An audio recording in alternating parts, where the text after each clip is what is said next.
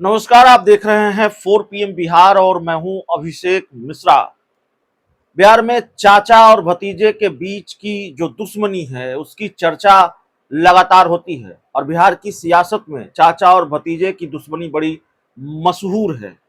और चाचा और भतीजे की दुश्मनी का मतलब सिर्फ पशुपति पारस और चिराग पासवान की दुश्मनी यहाँ नहीं है। हम सिर्फ पशुपति पारस और चिराग पासवान की दुश्मनी की बात नहीं कर रहे हैं।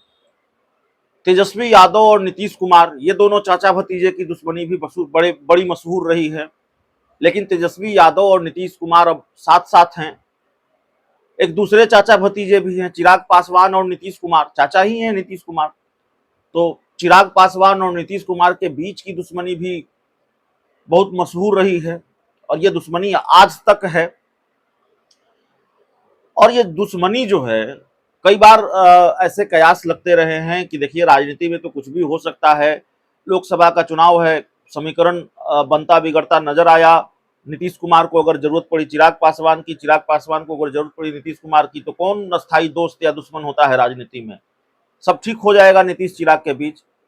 लेकिन दरअसल चिराग पासवान का जो जख्म है, घाव है, वो गहरा है।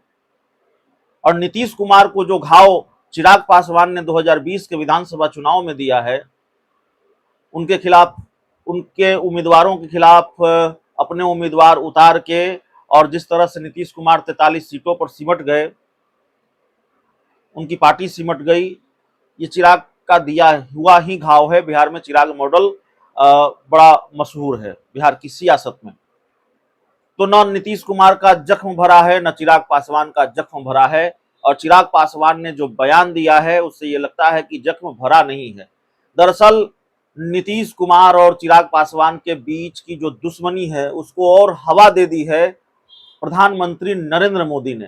प्रधानमंत्री नरेंद्र मोदी ने तेलंगाना की रैली में एक बयान दिया। उन्होंने कहा कि देखिए, रामविलास पासवान जो चिराग पासवान के पिता हैं, उनको हम राज्यसभा हम लोग भेज रहे थे, नीतीश कुमार ने समर्थन देने से इनकार कर दिया था और इसका दुख मैंने हमेशा चिराग पासवान की आंखों में महसूस किया है। अब चिराग पासवान के राम हैं नरेंद्र मोदी, चिराग पासवान मोदी के हनुमान हैं। और मोदी जी इतनी बड़ी बात कह दें तो फिर चिराग पासवान का रिएक्शन सामने नहीं आए। तो चिराग पासवान का रिएक्शन सामने आया है और बड़ा तगड़ा रिएक्शन सामने आया है। चिराग पासवान ने एक बार फिर खुलासा किया है कि किन परिस्थितियों में उन्हें एनडीए से अलग होना पड़ा था, एनडीए का साथ छोड़ना पड़ा था। या इसको ऐसे भी समझिए कि चिराग पासवान और नीतीश कुमार के बीच जो दुश्मनी है उसकी असली वजह क्या है। दरअसल चिराग पासवान ने कहा है कि कुछ लोग कई बार मुझसे सवाल करते हैं कि 2020 में आपने एनडीए से अलग चुनाव लड़ने का निर्णय क्यों लिया। इसके दो कारण थे। पहला, मुझे तब भी यकीन था कि मुख्यमंत्री नीतीश कुमार के नेतृत्व में बिहार का विकास संभव नहीं था, और दूसरा ये कि जिस तरह नीतीश कुमार ने मेरे पिता का अपमान किया था उसे कोई पुत्र सह नहीं सकता था। मैं उस व्यक्तिगत पीड़ा को अपने अंदर ही समेटे रखना चाहता था। लेकिन तेलंगाना में प्रधानमंत्री ने इस बात का जिक्र किया तो मुझे लगता है कि मैं साथियों के उस प्रश्न का जवाब देने की स्थिति में हूं। चिराग पासवान ने लिखा है कि मैं आभारी हूं कि प्रधानमंत्री ने बात को सार्वजनिक करते हुए याद किया कि कैसे राज्यसभा चुनाव के वक्त मुख्यमंत्री ने हम लोगों के साथ सामंती व्यवहार किया था। एक पुत्र के लिए पिता के आदर सम्मान से बढ़कर और क्या हो सकता है। और मैंने एनडीए से अलग होने का चुनाव लड़ने का संकल्प लिया क्योंकि मुझे नीतीश जी के नेतृत्व अस्वीकार था और पार्टी तोड़ने वालों ने सब कुछ जानते हुए स्वार्थवश मुझ पर आरोप लगाए कि उन्होंने इस पार्टी इसलिए तोड़ी कि वे नीतीश के साथ चुनाव लड़ना चाहते थे और मैंने ऐसा नहीं होने दिया।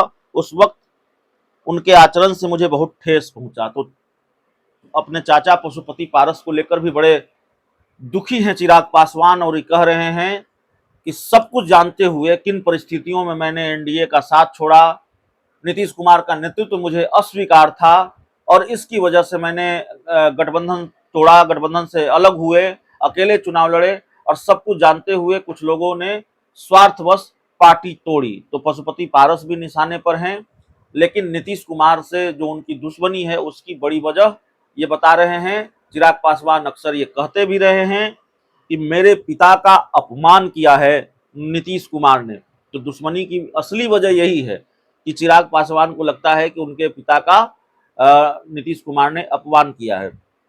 और चिराग पासवान और नीतीश कुमार के बीच की दुश्मनी इस वजह से किस हद तक है, इसका अंदाजा आप लगा लीजिए कि चिराग पासवान ने 2020 का विधानसभा चुनाव इस फॉर्मूले पर लड़ा कि हम तो डूबेंगे सनम, तुमको भी ले डूबेंगे। चिराग पासवान खुद को भी नहीं बचा सके, अपनी पार्टी का परफॉर्मेंस बेहतर नहीं कर सके। सिर्फ एक सीट 2020 के विधानसभा चुनाव में उन्होंने जीती। 150 विधानसभा सीटों पर चुनाव लड़े थे, लेकिन फिर भी अपनी इस बड़ी हार को चिराग पासवान अपनी जीत मानते हैं, क्योंकि नीतीश कुमार 43 सीटों पर सिमट गए। राजनीति के जानकारों की राय भी यही है, और यहां तक कि जेडीयू भी मानती रही है कि चिराग पासवान ने अगर ये सियासी दाव नहीं चला होता तो फिर जेडीयू का परफॉर्मेंस इतना खराब नहीं होता। दिलचस्प यह है कि आरोप भारतीय जनता पार्टी पर लगता है। जेडीयू इसको बीजेपी का चिराग मॉडल कहती है। जेडीयू ये कहती रही है कि चिराग पासवान का सहारा लेकर अपने गठबंधन के साथी को यानी जेडीयू को बीजेपी ने नुकसान पहुंचाने की साजिश रची। चिराग पासवान का चिराग मॉडल को लेकर जो आरोप जेडीयू लगाती है बीजेपी पर, उसमें थोड़ी बहुत सच्चाई इसलिए भी नजर आती है क्योंकि थोड़ा सा खेल खुला भी देखने को मिला। जैसे भारतीय जनता पार्टी की नेत्री उषा विद्यार्थी बीजेपी छोड़कर चली जाती हैं चुनाव लड़ने के लिए चिराग की पार्टी में। राजेंद्र सिंह बीजेपी के इतने बड़े नेता, वो चुनाव लड़ने चले जाते हैं, और ऐसे कई लोग चुनाव लड़ने चले जाते हैं बीजेपी को छोड़कर, और बाद में बीजेपी में उनकी वापसी हो जाती है, एंट्री हो जाती है। तो ऐसा लगता है खेल तो हुआ था। तो खैर, प्रधानमंत्री नरेंद्र मोदी ने तेलंगाना की रैली में स्वर्गीय रामविलास पासवान का जिक्र छेड़ दिया। यह आरोप लगाया कि बिहार के मुख्यमंत्री नीतीश कुमार ने अपमानित किया, और चिराग पासवान के चेहरे पर मैंने दर्द इसका हमेशा देखा है। तब प्रधानमंत्री नरेंद्र मोदी को चिराग पासवान के दर्द का दुख ज्यादा है या फिर 2024 का डर ज्यादा है, यह देखना होगा। क्योंकि एक परसेप्शन यह भी है, एक धारणा यह भी है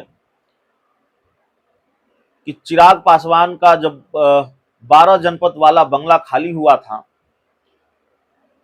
खाली होना ही था, चिराग पासवान उस बंगले में रहने के योग्य नहीं थे, क्योंकि बतौर केंद्रीय मंत्री रामविलास पासवान को वो बंगला मिला था। लेकिन जिन परिस्थितियों में खाली हुआ और फिर जिस तरह से चिराग पासवान की नाराजगी बीजेपी को लेकर भी सामने आई थी, तो सवाल यह भी है कि तब चिराग पासवान की इतनी चिंता नरेंद्र मोदी को क्यों नहीं थी।